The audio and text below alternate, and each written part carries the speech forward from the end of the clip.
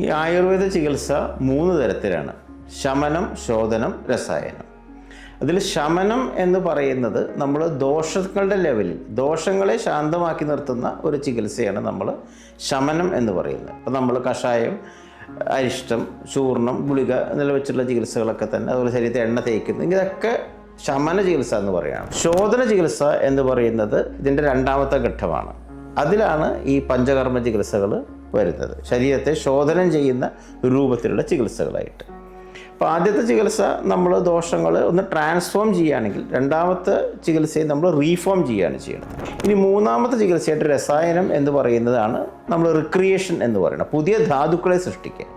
അപ്പോൾ 1ാമത്തേൽ നമ്മൾ ബാലൻസിങ് ചെയ്യുക, 2ാമത്തേൽ നമ്മളൊരു ചെറിയ ബയോ പ്യൂരിഫിക്കേഷൻ നടത്തി റീഫോം ചെയ്യണം, 3ാമത്തേൽ നമ്മൾ പുതിയൊരു ശരീരം സൃഷ്ടിക്കുന്നു. ഈ പുതിയ ഒരു സൃഷ്ടികർമ്മത്തിലേക്ക് വരുന്ന ചികിത്സയാണ് രസായന ചികിത്സ എന്ന് പറയുന്നത്. ഇത് ലാഭാവോയോയി സസ്ഥാനാം രസാധീനാം രസായനം എന്ന് പറഞ്ഞാൽ ശരിക്കും ശരീരത്തിലേക്കുള്ള ധാതുക്കൾക്ക് വേണ്ട ഒരു ചാനൽ സൃഷ്ടിക്കുക. ഒരു അയനം എന്ന് വെച്ചാൽ മാർഗം, നല്ല ധാതുക്കൾക്ക് നമ്മുടെ ശരീരത്തിന് വേണ്ടുന്ന സൃഷ്ടിക്കപ്പെടുന്നതിനെയാണ് നമ്മൾ രസായനം എന്ന് പറയുന്നത്. അപ്പോൾ ചികിത്സകൾ ഏറ്റവും അഗ്രമായിട്ടുള്ളതും ഏറ്റവും നല്ല ചികിത്സയായിട്ടും ഏറ്റവും ഉത്കൃഷ്ടമായിട്ടുള്ള ചികിത്സയായിട്ടാണ് രസായനത്തെ കാണുന്നത്. അപ്പോൾ ഈ രസായന ചികിത്സ ഇംപ്ലിമെൻറ്റ് ചെയ്യുന്നതിന് 2 രീതികളുണ്ട്. ഒന്ന് കുടീപ്രാവേശികം എന്ന് പറയും. കുടീപ്രാവേശികത്തിൽ ചെയ്യുന്നത് ഒരു പ്രത്യേക രീതിയിൽ സജ്ജീകരിച്ചിട്ടുള്ള ഒരു മുറിയിൽ ഈ പറഞ്ഞ പോലെ രസായനങ്ങൾ മാത്രം കഴിച്ച് ഒരു നിശ്ചിത കാലം ഇരിക്കുന്നതാണ്.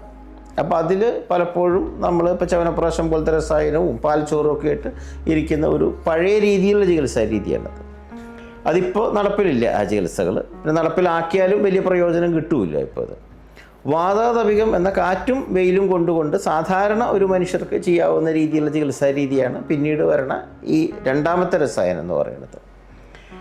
ആ രസായന ചികിത്സയുടെ ഒരു രൂപമാണ് നമ്മൾ ഈ കർക്കിടക ചികിത്സയിൽ കാണുന്നത്. അതായത് ഒരു പ്രത്യേകമായ രീതിയിൽ നമ്മളൊരു കഞ്ഞി രൂപത്തിൽ ഒരു ആഹാരം, ഒരു മെഡിക്കേറ്റഡ് ഫുഡ് ഉണ്ടാക്കി ഒരു നേരത്തെ ആഹാരത്തിന് പകരം കഴിക്കുകയും മറ്റൊരു നേരം ശരീരത്തെ നമ്മൾ ഒരു പാത്തി ചികിത്സാ രൂപത്തിൽ പിഴിച്ചിൽ നവരക്കിഴി പോലെ ചികിത്സകളിലൂടെ ഒരു പരിണാമം കൊടുത്ത്, അതൊരു രസായന ചികിത്സയാണ് ഈ പിഴിച്ചിൽ നവരക്കിഴിയൊക്കെ. ഈ രീതിയിൽ ശരീരത്തെ ഒന്ന് സജ്ജമാക്കി എടുക്കുന്ന ഒരു ചികിത്സാ രീതിയായിട്ടാണ് ഈ കായകൽപ്പ വിധി എന്ന് പറയുന്ന ഈ ദ്രാവിഡ ദേശത്ത് എന്ന് പറഞ്ഞാൽ ദ്രാവിഡ രീതിയിലുള്ള വൈദ്യത്തിൽ കൂടുതലായിട്ട് ഫെമിലിയർ ആയിട്ടുള്ള ഈ വാക്കിൻ്റെ ഒരു തുടർച്ചയാണ് നമ്മൾ ഈ കർക്കിടക ചികിത്സയിൽ കാണുന്നത്. കാരണം കർക്കിടക ചികിത്സ എന്ന് പറയുന്നത് ഒരു പ്രത്യേക ഋതുവിൽ ചെയ്യേണ്ട ചികിത്സയായിട്ടോ അല്ലെങ്കിൽ പഞ്ചകർമ്മമായിട്ടോ വരണതല്ല.